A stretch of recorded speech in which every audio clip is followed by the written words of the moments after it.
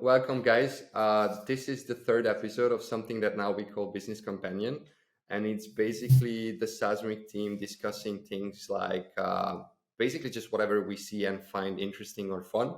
Those could be ads, it could be fun LinkedIn posts, landing pages, whatever. And then we also sometimes discuss things that we do on our own. So, for example, for the past 2 weeks, we've been discussing marketing automation through what we've been doing for some of our recent clients. And so today it's just the two of us. We're missing Thibaut. But with Ricardo, we will discuss a few topics that we have collected. And as an introduction to that, I think what's fun is we just discussed that I've actually put together some ideas yesterday, and then I made ChatGPT make it like concise, like something that we can actually discuss, not super long and all of that. And then I was just talking to Ricardo, and he said, "Oh, by the way, I put all of your posts into ChatGPT, and I created answers to it." So what we will be discussing today is basically ChatGPT on its own. No need for us anymore. Yeah, It's done. exactly. Next time it's just gonna be like AI here sitting down and just discussing what ChatGPT wrote. So it's not even gonna be us next time. I mean, technically, if we record our voices and you record your voice and then we just input it with text, I guess it could be possible that we just like us speaking. Then we just need to record our faces. And then you go like, then we have the static face, and then you have this mouth that changes. Go to like, oh yeah. The ones that usually people put on like classical paintings and stuff and just move them out. Yeah, that one. We should look into that one for next time. Yeah, definitely. So yeah, basically the topic that we started to talk about, or actually we've been talking about for long now, and it's not a secret that it connects to something that we are actually preparing. But we've been talking about the fact that we see more and more marketers, and obviously it's not a new thing, but we see more and more marketers talking about connecting whatever marketing is doing to bottom line revenue.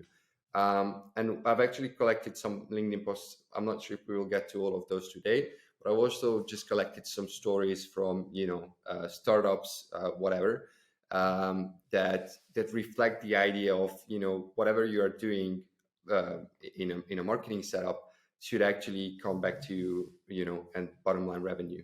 And that's something that you always talk about. That's something that I actually really enjoyed from day one here, is that we don't just do fancy, nice looking whatever experiments, something that we can sell to the client, but we actually always want to also show how that actually connects to the bottom line revenue. So instead of just saying, hey, this looks super nice, we got this many people liking it or this many people viewing it, whatever, we want to be able to connect that to the revenue at the end of it. I'm not sure if I'm explaining this right. If there's anything you want to add to that.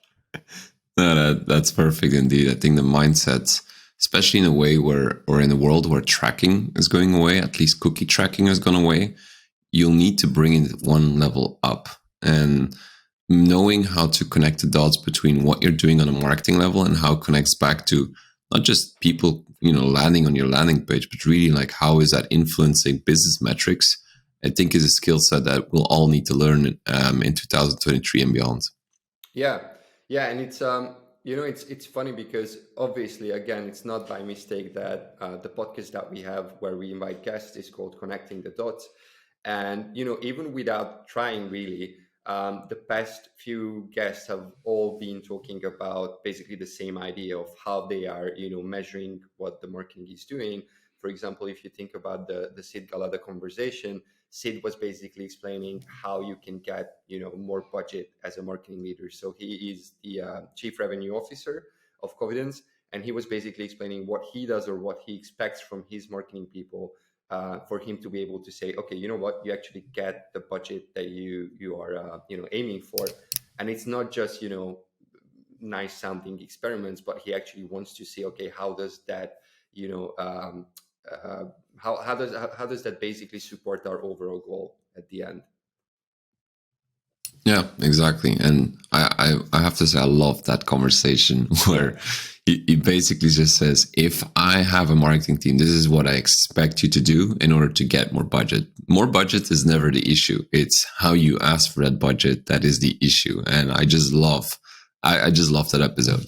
yeah. It was super nice to see that from, like, because obviously our point of view is always going to be connecting to the marketing part. But then it was super nice to see how, someone from like a revenue lead position actually defines that, or how they basically decide if a marketing department can get more money. And I think it's also an important topic because, um, as we've been discussing this, many times over, you see so many of these different tactics and strategies and all of those in marketing. And I think as a business leader, it can get super overwhelming. Like it's a noise really, and it can get a bit difficult to figure out, okay, what is it that I should do? What is it that I should apply? What is something that actually works for my business? And I think as long as you can connect the dots, so you can basically say, whatever we are doing from a marketing standpoint actually supports our end goal and actually has an effect on our overall revenue or whatever. It doesn't really matter much whichever tactic or strategy you're using. And it's not as much about the specific tactic as much as, can you actually say what you are doing from a marketing standpoint supports your overall goal and has an effect on your revenue.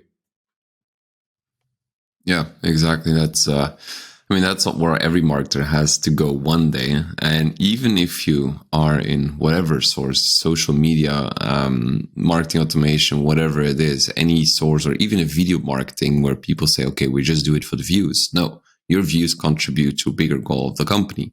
So you should be able to connect those dots looking backwards, Yeah. as Steve Jobs used to say it back in the days.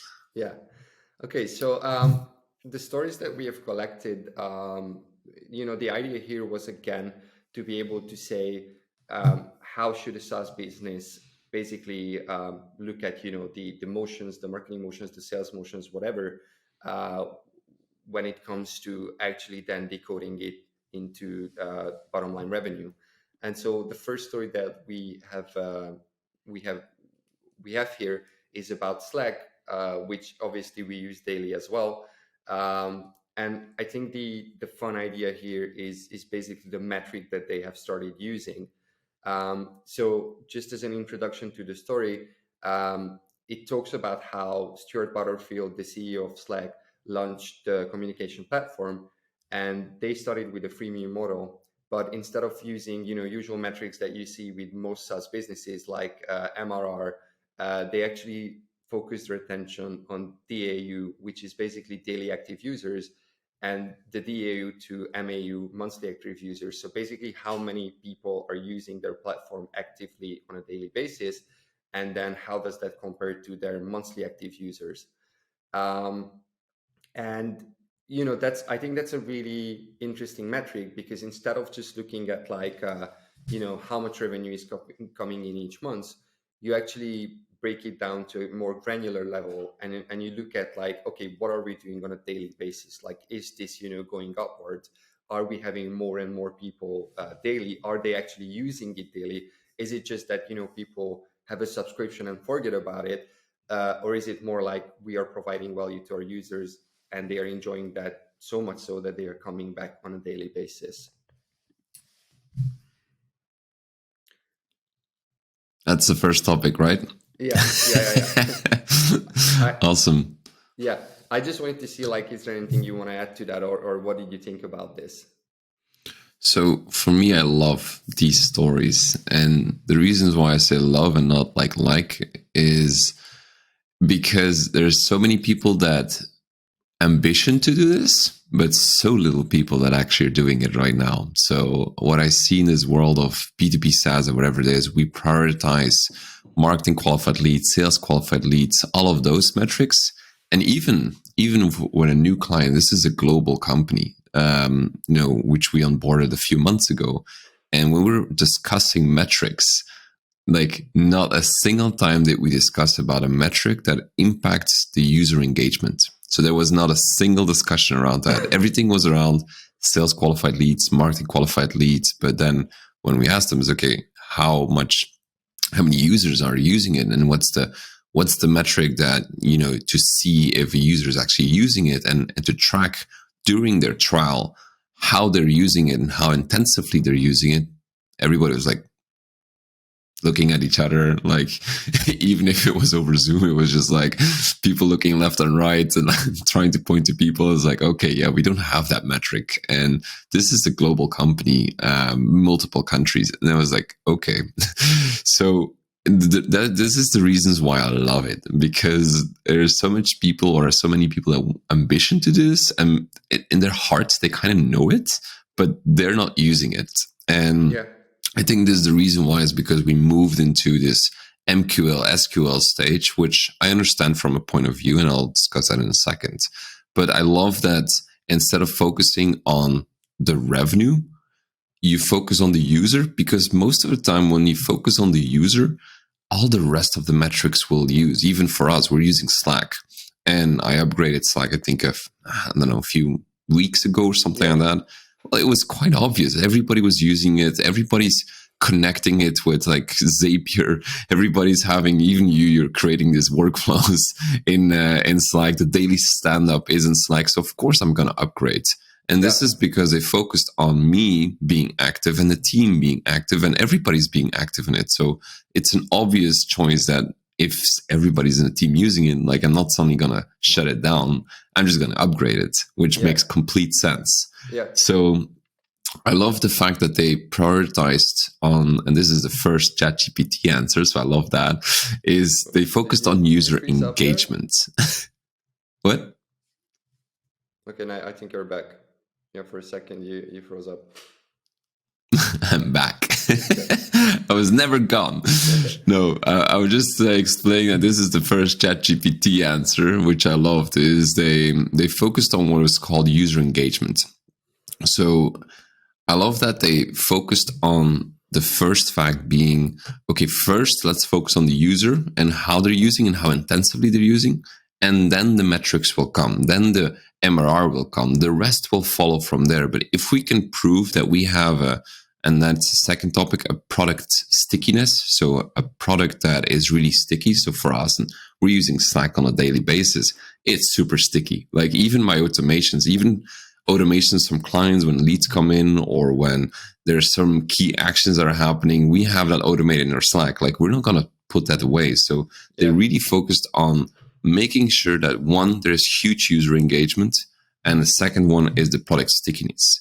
Now, I do see some challenges for companies in that sense, and the reason why is it's so much easier to track an MQL or like a free trial than defining what your key metric is in your product and then tracking that, because that involves product marketeers, that involves business analysts, that involves quite some people in order to track and correctly track and have those discussions on what you want to track, basically. So it's a lot easier to track a free trial than tracking what your key metric is, like daily active users, for example, for Slack. But for other companies, that could be amount of invoices sent. The other companies could be how many people you refer into the product. So there's multiple things that you have to discuss for your own B2B SaaS. But I love the fact that they prioritize this. So that is an absolute win for me. There's a lot of companies that can learn from this. But I do understand that if you look at it from a marketing perspective, it's quite hard. And if everybody would change into the mindset of, okay, how many active users do we have and which campaign brought in the most active users, that is going to be a tricky one, because tracking that is down the road. So it's quite hard to track something down the road, especially with everything changing from cookie perspective. So it's quite hard because you're already measuring something down the line, which is even further than somebody starting a free trial. So if you want to optimize your campaigns, it also makes it quite hard. So there's some challenges towards that. So there's always a reason that you should track how many free trials come in from any part of campaign. But then you should also look at it, okay, if I have these free trials coming in, do they also become active? And if they're not becoming active, what is the reasons why they're not becoming active? Yeah. Yeah, well, I really like the idea what you explained, and it's funny because whenever we talk about something like this, I feel like, oh yeah, but that's super obvious. Like whenever someone is like, and then they looked at like daily active users, and you're like, yeah, of course they did. But as trivial and as banal this looks, or as obvious it looks, it actually isn't. So even really smart companies and really smart leaders that we work together with, or that you see on a daily basis, just in general out in the world, they don't really get like a lot of this. So like a company can survive without being able to draw a really straight line between what they are producing and the motions that they are doing. So I think for long, even when I talk to friends, some of my friends are maybe like local leaders of certain companies, and even when they discuss how their marketing department works, it usually breaks down to like, yeah, it's an arts and crafts department. So like they're doing these front projects, but it's not really anything that they're doing that supports the bottom line revenue. And what I really like about this is that there are some metrics that will be the obvious ones to look at. So for example, in this example, it was MRR. So for SaaS business, it's going to be okay, like on a monthly basis, how many subscriptions are we having, how much money is coming in on a monthly basis, and all of that. But I think oftentimes some of these metrics won't really show you, the outlook. So like, what will happen on the long term? Like, how is this on an upwards trajectory? Are we actually, losing customers on the other end, at a faster pace, whatever? And I just really love the idea that instead of just like being, okay, we're a SaaS business, so we will check out the monthly recurring revenue. We will look at like the basic metrics there. We actually are a business that needs to have users on a daily basis. They need to be able to understand the value on a daily basis, because it's a chat program. So you will basically need to be using it as often as possible. So I just love the fact that they focused on something that reflects, as you said, user engagement. And they focused on like, okay, are we providing enough value that users would come back on a daily basis? Because as I said in the beginning, you can just, like with a lot of these SaaS products, you can just subscribe and then basically forget about it, especially when it's like not a super big amount. It's just, let's say, a couple euros of your account on a monthly basis. You might not even realize it. And then but it's so much better if it actually provides the value, because that way it's not just going to be a few people, but it's going to be teams and stuff joining. So I love that idea. Yeah, exactly. And the interesting part is that, we run this exercise. We're onboarding clients. Okay, what's your leading KPI? What's your lagging KPIs? And the leading KPI or the lagging KPI, so the KPI that is mostly not measured in the front end, but just basically what happens afterwards, it's always like MRR. That's the main goal. We want to improve MRR. We want to improve this, which I understand, by the way. But then I asked them about the leading KPIs. So what are the KPIs that lead up to that MRR, basically? And those are always free trials.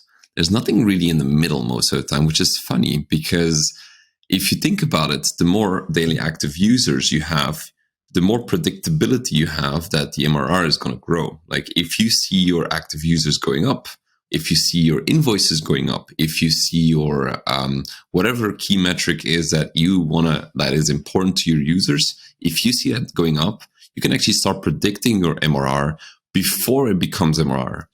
And that is the interesting part for me. So there's one takeaway for any marketing leader or CEO leader, whatever it is, thinking about this is, if you get the what is called the aha moment right, and then also like what is the aha moment that keeps them coming back, so the moment that people realize, oh, this is good, and they keep doing that, you can actually start not only predicting your MRR, because most CEOs use the MRR predictions to say, okay, this is how much capital I'm going to need, or this is my burn rate, and this is how much MRR is going to give. So they make projections based on MRR. But if you get those metrics in the product right as well, you can start predicting a lot more, a lot faster. Because if somebody's in a free trial for, let's say, 30 days, and somebody's actively using it, like at least he invited like at least 3 friends, for Facebook, I believe it was 7 friends or something like that. In the first few days, you invited 7 friends. Yeah. They knew that this is going to be sticky, basically. Yeah. So if you start tracking a metric like that, you can actually start predicting your MRR a lot closer and a lot faster than when you have to wait for that 30-day trial to end in order to get your money and start predicting if you're going to grow or not. And I think that's the interesting part of not just focusing on the free trial, but also focusing on the user engagement. But it takes a lot of skill and some investment as well to get it right. Discussions on a management level, product people that understand the product, that have to implement this. There's some tools out there that you'll have to implement, for example, using a mix panel, Heap, or any other dashboard that you want to use, but something that tracks the user engagement and then also is able to visualize that report. So there's a lot of things that have to be in place, but once you have it in place, it's just a matter of time that you're going to grow. Yeah. Yeah, exactly. And I think it goes both ways, because if you think about it, like obviously leadership uh, can be, I would say, somewhat, more can feel somewhat more safe if they can look at like things like daily activity, or at least anything that reflects user engagement, instead of just numbers at the end of the month, or like, okay, how are we doing quarterly? If they can look at something more granular and something that reflects user engagement. But on the other end, as a marketer, if you're able to have an effect in that, if you're able to show that what you are doing is actually moving the needle to the right direction on a daily basis, on a weekly basis, or whatever, then you'll have a much better chance at like getting the budget that you're looking for. So obviously sometimes it's a safe bet to say, yeah, let's just look at this on a quarterly basis, or let's just look at this on a monthly basis at the end of the month, because you can feel like, oh yeah, well we still have time to just have a bit a better number on whatever we are looking at. But when you're looking at this at a more granular level, and when you're able to check the user engagement and check how that changes, um, it may be a bit more riskier, it can be a bit more scary, but at the same time you can show, hey, you know what, we did this, and now you can see quite instantly that the user engagement actually has moved in either direction. So it's a safe bet to do this because it has this effect. So I think it's just better as well for the marketers on the other side. Yeah, and I was, you go to the gym quite some time. I try to from time to time as well now, but I compare it with the gym, and I think it will reflect to you as well. Is imagine that you would track how many times you go to the gym. That would be your free trial every time somebody starts a free trial. So imagine that.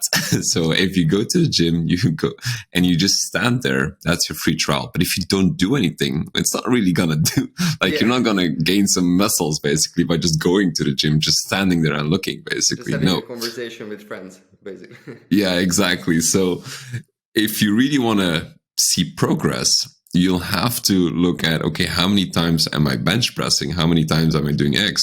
What is the amount that I'm bench pressing? Whatever it is. So that is the user engagement. You walk to the gym, free trial, you log in, whatever it is, and then you do something. And because you're doing something, something will grow.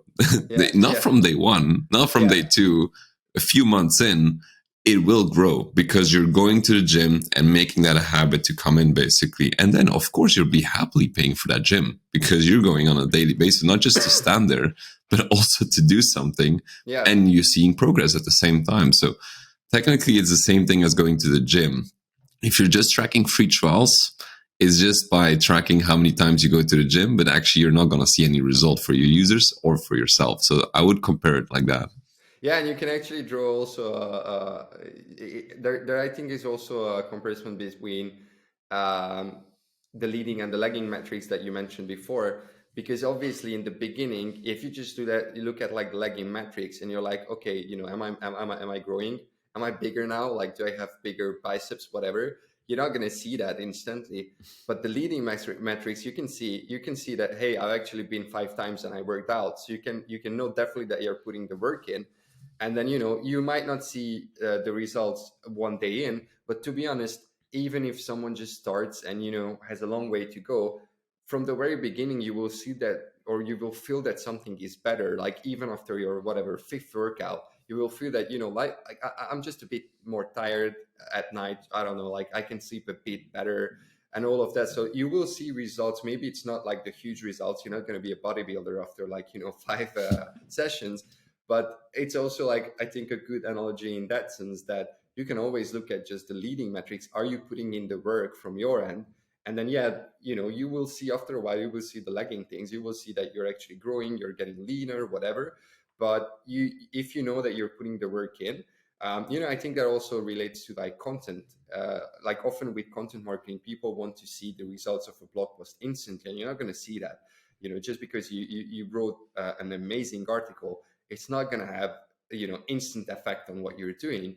But if you know that you're putting in the work, and if you know that people are actually visiting the site, people are actually looking at the content that you're creating, maybe it's not that quick, but you know that you're putting it in constantly, and then you will eventually see the results. So I think that's also a good analogy there. Exactly, and I think with that analogy, we'll close down the first topic for today. Yeah. Well, first, I hope you guys enjoyed this. I actually enjoyed these conversations. So this is pretty cool. It's actually a nice format. Just, taking a thing, formatting it, and just talking about it, using ChatGPT for the answer and giving it your own spin.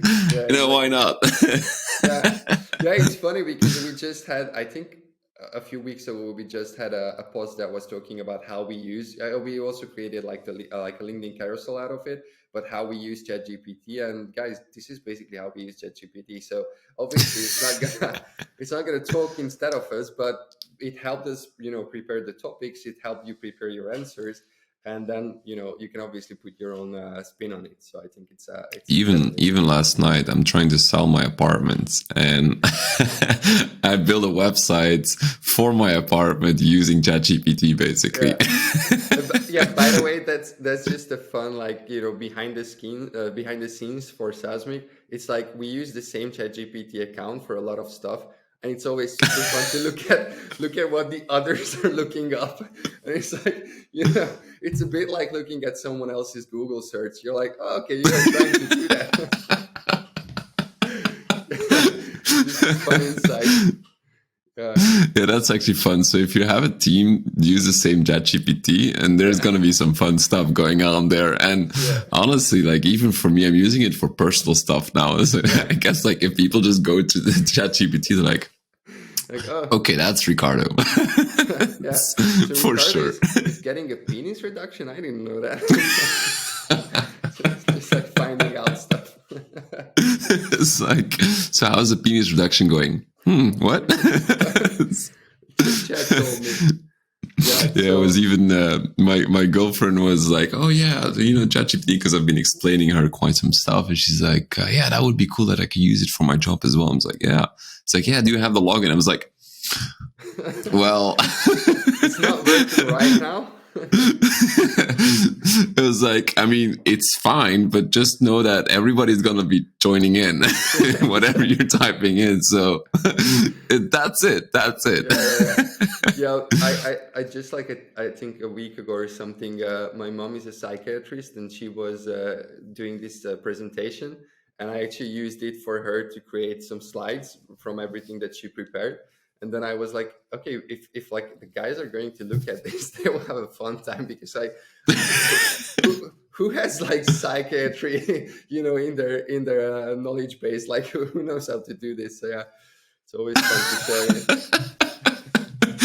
it. Should go through each of them. Yeah. We should start labeling them. Yeah, exactly. Just like to know, okay, this is for Ricardo, this is for Zoli, this is Tib, just to know who's doing it. One is going to be called Don't Look Here. Of course, everybody's going to look. All right, guys. Thank you very much, Zoli. See you later. And thanks for the chat. Exactly. See you in a couple of days, I guess. It's a couple of days. See you later, man. Oh, yeah, in that sense. Yeah, in that sense, in the podcast sense, dude. In the podcast sense. Okay. Yeah. See you in a couple of days. Yeah. Cheers. Ciao.